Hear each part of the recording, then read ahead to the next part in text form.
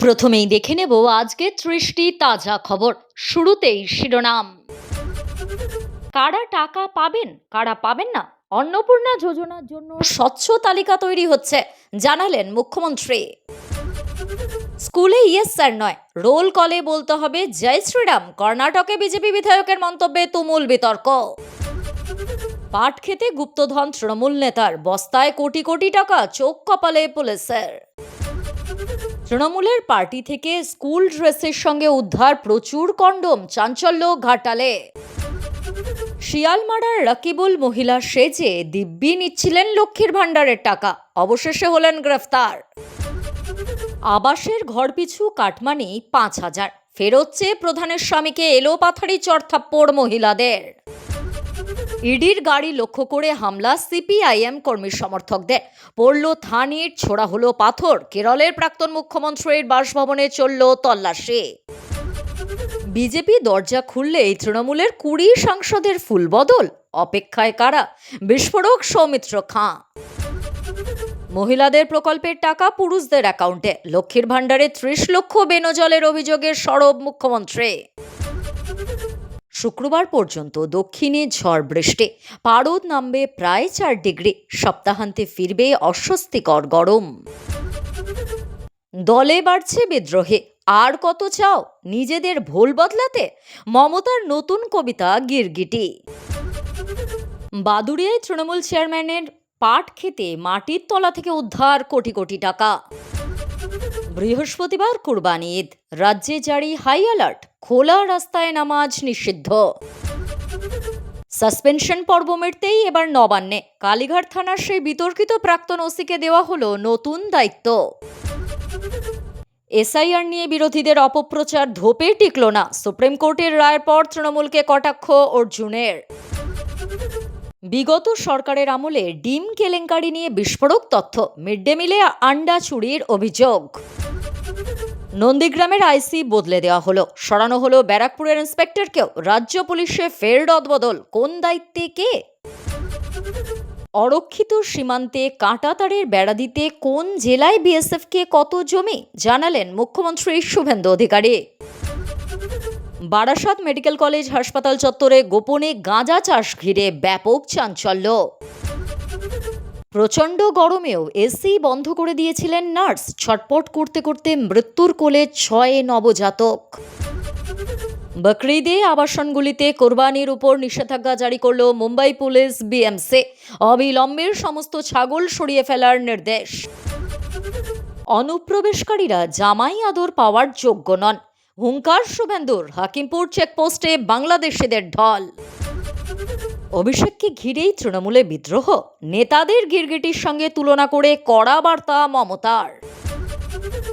তালা ভেঙে তৃণমূল কার্যালয়ে প্রবেশ বিজেপি কর্মীদের, নেতা জানালেন এখন থেকে তাদের দখলে ওই বাড়ি। তৃণমূলের সর্বভারতীয় সাধারণ সম্পাদক অভিষেকের বিরুদ্ধে ভবানীপুর থানায় অভিযোগ। বিজেপি দরজা খুললেই ঘর খালি তৃণমূলের, অপেক্ষায় এতজন তৃণমূল এমপি। কাদের কথা বললেন সৌমিত্র খাঁ? মমতার আমলে কিভাবে মিলত ভুয়ো নথি, লক্ষ্মীর ভাণ্ডার? ফাঁস করল খোদ অনুপ্রবেশকারী। এছাড়াও রয়েছে আরও বেশ কিছু গুরুত্বপূর্ণ খবর। পুরো বিস্তারিত জানতে ভিডিওটি শেষ পর্যন্ত শুনুন।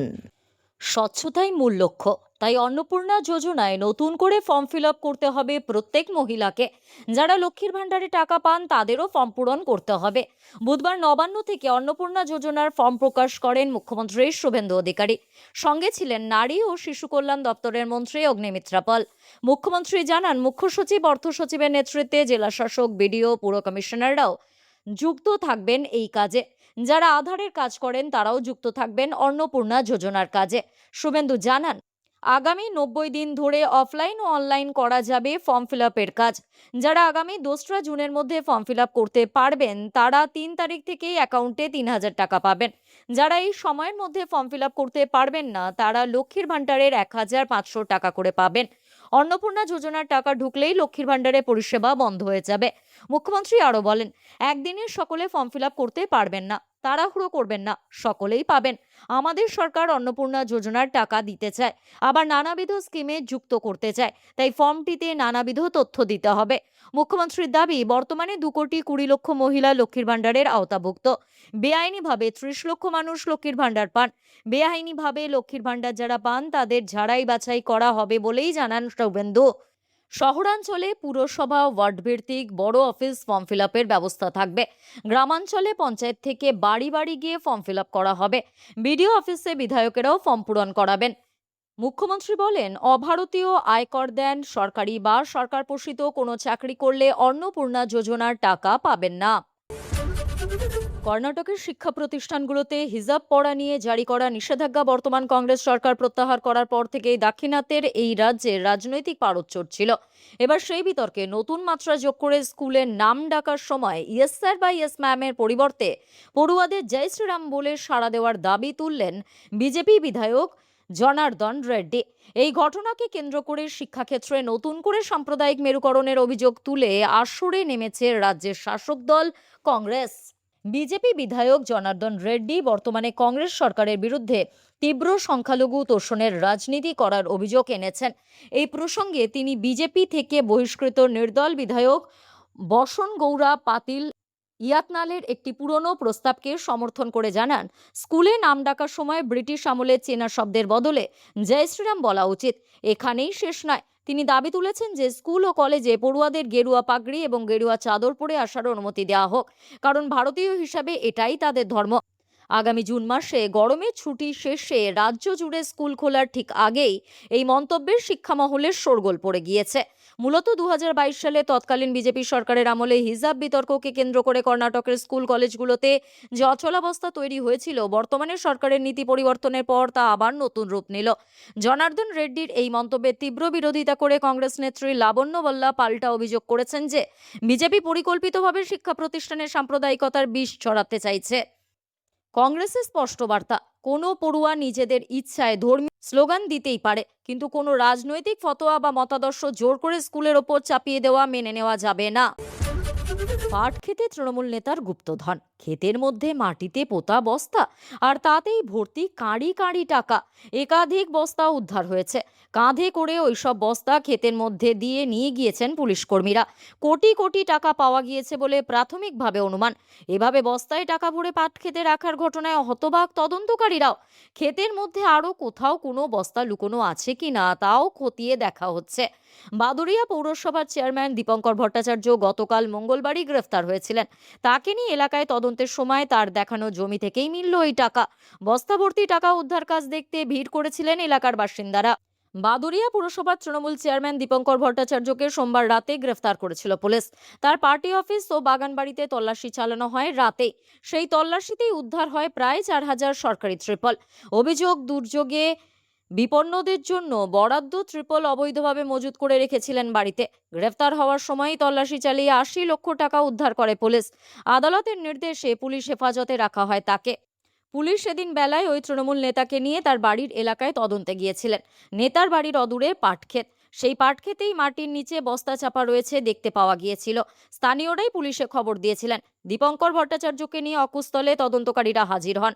বস্তা কোথায় রাখা হয়েছে সেটি দেখিয়ে দেন ওই ধৃত নেতা। এরপরই মাটি খোঁড়ার কাজ শুরু হয়। এক এক করে মিলতে থাকে বস্তা, ট্রলি ব্যাগ। প্রত্যেকটির ভিতরেই নোটের বান্ডিল ঠাসা অবস্থায় দেখতে পাওয়া যায়। এছাড়াও অনেক বস্তায় গুরুত্বপূর্ণ নথি উদ্ধার হয়েছে। কোথাও আরও কি রয়েছে জানার জন্য পুলিশ এলাকার ড্রোনও ওড়ায়। বসিরহাট জেলা পুলিশের পক্ষ থেকে এলাকায় বাহিনীও আসে। ওই বিপুল পরিমাণ টাকা উদ্ধার করে থানায় নিয়ে যাওয়া হয়েছে। কত টাকা উদ্ধার হলো সেই বিষয়ে তথ্য এদিন সন্ধে পর্যন্ত পুলিশের তরফ থেকে পাওয়া যায়নি বলে খবর। এদিন দীপঙ্কর ভট্টাচার্যের ব্যক্তিগত সচিব শামীম গাজীকে বাদুড়িয়ার বাটুলডাঙ্গা এলাকা থেকে গ্রেফতার করা হয়েছে। পালা বদলের পরই দিকে দিকে গ্রেফতার একাধিক তৃণমূল কাউন্সিলর নেতা। সামনে আসছে পরপর এক দুর্নীতির কারবার। মঙ্গলবারই বাদুড়িয়া পৌরসভার চেয়ারম্যান দীপঙ্কর ভট্টাচার্য গ্রেফতার হওয়ার পরই তার কম্পিউটার সেন্টার থেকে উদ্ধার হয়েছিল 80,000 টাকা। পুলিশ তদন্তে জাল গোটাতে শুরু করতেই পাটক্ষেত থেকে উদ্ধার বস্তা বস্তা টাকা। এবার পশ্চিম মেদিনীপুর জেলার ঘাটাল ব্লকের রাধানগর এলাকায় রাধানগর তৃণমূল কংগ্রেসের দলীয় কার্যালয় থেকে উদ্ধার বস্তা ভর্তি প্রচুর স্কুলের dress, job card, Swasthya Sathi card.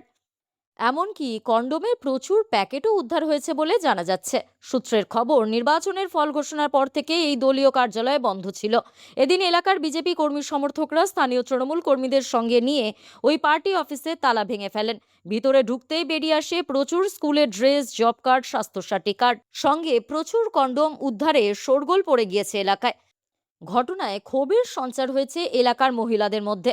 তাদের দাবি, 2021 সালের পর থেকে তৃণমূলের নেতা কর্মীরা এখানে সন্ত্রাস কায়েম করে রেখেছিল। আতঙ্কে ছিলেন এলাকার মহিলারা। এলাকার এক মহিলা বলেন, আমাদের উপর অনেক অত্যাচার হয়েছে। বাড়ির মেয়ে বউদের মান সম্মান নিয়ে টানাটানি করেছে। আমার স্বামী শ্বশুর বিজেপি করত বলে আমাদের বাড়িতে ভাঙচুরও হয়েছিল। আমাদের এখানে মেয়েদের স্বাধীনতা ছিল না। ভোটের আগেও থ্রেট দিয়েছিল ওরা। বলেছিল তৃণমূলকে ভোট না দিলে ঘরের মেয়েদের টেনে নিয়ে যাবে, স্বামীদের মেরে বউদের বিধবা করবে। তবে এই বিষয়ে এলাকার তৃণমূল নেতা তথা ঘাটাল পঞ্চায়েত সমিতির সদস্য বিজয় মান্ডি সাফাই দিয়েছেন। তিনি বলেছেন, এগুলো কিভাবে এখানে রাখা হয়েছে জানি না, তবে এগুলো জানে এলাকার তৃণমূলের সভাপতি অনন্ত রায়। রাজ্যে অন্নপূর্ণার ভাণ্ডারের ফর্ম পূরণের কাজ শুরু হতেই লক্ষ্মীর ভাণ্ডারের টাকা বিলির ক্ষেত্রে চূড়ান্ত দুর্নীতির ছবি প্রকাশ্যে চলে এলো মুর্শিদাবাদ জেলা থেকে। বুধবার কলকাতার নবান্ন থেকে অন্নপূর্ণার ভাণ্ডার প্রকল্পে নাম নথিভুক্তকরণ এবং তার সুবিধা কিভাবে উপভোক্তারা পাবেন তার বিস্তারিত বিবরণ নেওয়ার সময় রাজ্যের মুখ্যমন্ত্রী শুভেন্দু অধিকারী জানান, মুর্শিদাবাদ জেলার রাকিবুল শেখ নামে এক ব্যক্তি লক্ষ্মীর ভাণ্ডার প্রকল্পের সুবিধা দীর্ঘদিন ধরে পেয়ে আসছেন। মুখ্যমন্ত্রীর এই বক্তব্যের পরই শোরগোল পড়ে যায় প্রশাসনিক মহলে। মুখ্যমন্ত্রী বলেন, শুধুমাত্র রাষ্ট্রবাদী ভারতীয় মহিলারাই এই টাকা পাবেন, কোনো রাকিবুল নয়। এরপরই খোঁজ নিয়ে জানা যায়, বহরমপুর থানা এলাকায় রাধারঘাট 1 নম্বর গ্রাম পঞ্চায়েতের অন্তর্গত শিয়ালমারা গ্রামের বাসিন্দা জনৈক রাকিবুল শেখ নামে এক ব্যক্তি কেবলমাত্র মহিলাদের জন্য বরাদ্দ লক্ষ্মীর ভাণ্ডারের টাকা গত প্রায় 2 বছর ধরে পাচ্ছিলেন। যদিও কিভাবে এবং কেন লক্ষ্মীর ভাণ্ডারের টাকা তার ব্যাংক অ্যাকাউন্টে ঢুকতো রাকিবুল তা জানতেন না বলে দাবি করেছেন। এই দুর্নীতির খবর প্রকাশ্যে আসতেই বহরমপুর থানার পুলিশ রাকিবুলকে জিজ্ঞাসাবাদের জন্য আটক করেছে। তাকে থানায় নিয়ে যাওয়া হয়েছে। রাকিবুলের দাবি, সে লক্ষ্মীর ভাণ্ডারে টাকা পাওয়ার জন্য কোনো আবেদন করেননি। এই ঘটনার পরে তিনি স্থানীয় এসডিও এবং বিডিও অফিসে গিয়েছিলেন এবং এই বিষয়টি দৃষ্টিগোচর করেছিলেন, কিন্তু সেখান থেকে তাকে কোনো রকম সহযোগিতা করা হয়নি। আবাস যোজনার ঘরের বিনিময়ে নিয়েছিলেন কাটমানি। সেই অভিযোগে বুধবার রায়দিঘি বিধানসভার কৌতলা গ্রাম পঞ্চায়েতের তৃণমূল প্রধানের স্বামীকে ঘিরে ধরে ব্যাপক মারধর করলেন এলাকার মহিলারা। এই ঘটনায় এলাকায় উত্তেজনা ছড়িয়ে পড়ে। ওই তৃণমূল নেতার বিরুদ্ধে আরও অভিযোগ, প্রকৃত উপভোক্তাদের আবাস যোজনায় ঘর দেওয়া হয়নি, যাদের প্রয়োজন নেই তাদেরই ঘর পাইয়ে দিয়েছেন তিনি।